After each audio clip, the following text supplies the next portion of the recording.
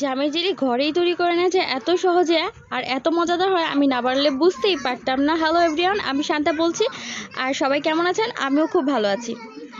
চলুন আজকে বানাই জামের জেলি। আমের জেলি তো অনেক খেলেন, আজকে চলুন বানিয়ে ফেলি জামের জেলি। তো এখানে আমি 1 কেজি পরিমাণে জাম নিয়ে নিয়েছি, ভালো করে ধুয়ে আমি সম পরিমাণের জল নিয়ে এগুলোকে সেদ্ধ করে নেব। যত পরিমাণে জাম নিয়েছি ঠিক ততটা পরিমাণের আমি জল নিয়েছি, সেদ্ধ করে নিয়েছি ভালো করে। তারপরে ভালো করে ছেঁকে আমি শুধু জলটা নিয়ে নিয়েছি।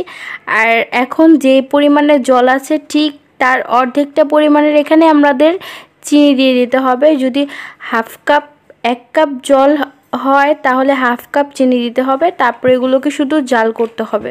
আর চুলার ফ্লেমটা কিন্তু মিডিয়ামে থাকবে। এভাবে জাল করতে করতে এটা এক সময় গাঢ় হয়ে আসবে।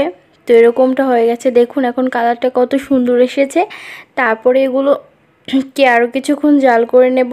এভাবে একবার অবশ্যই জামের জেলি বানিয়ে দেখবেন, জাম ফুরিয়ে যাওয়ার আগে, খুবই কিন্তু ভালো হয় খেতে।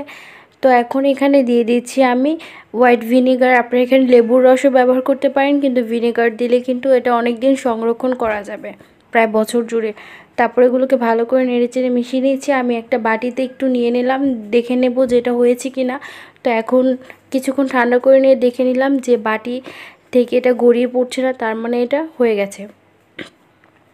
এখন এটাকে আমি নামিয়ে নেব আর একটু ঠান্ডা করে গরম থাকা অবস্থাতে আমি একটা কাচের জারে আর একটা বাটিতে রেখে দিলাম।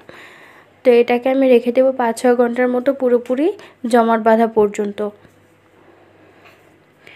প্রায় 5 ঘন্টা পরে আমি চলে এসেছি। এখন কিন্তু এটা পুরোপুরি রেডি, দেখুন একদম কিন্তু গড়িয়ে পড়ছে না, জমাট বেঁধে গেছে ভালো করে। আর এটা কিন্তু খেতে খুবই সুস্বাদু হয়। এখন আমি একটা চামচ দিয়ে একটু জেলি আপনাদেরকে কেটে দেখাচ্ছি। তো আমি একটা ব্রেড নিয়ে নিয়েছি, এখন ব্রেডের মধ্যে আমি জেলটাকে ভালো করে মাখিয়ে নেব। দেখুন মাখিয়ে নিচ্ছি।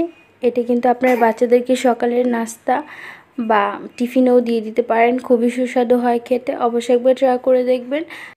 আর এতক্ষণ ধরে আমার ভিডিওটি দেখার জন্য আপনাদেরকে জানাচ্ছি অসংখ্য ধন্যবাদ। সবাই ভালো থাকবেন, সুস্থ থাকবেন।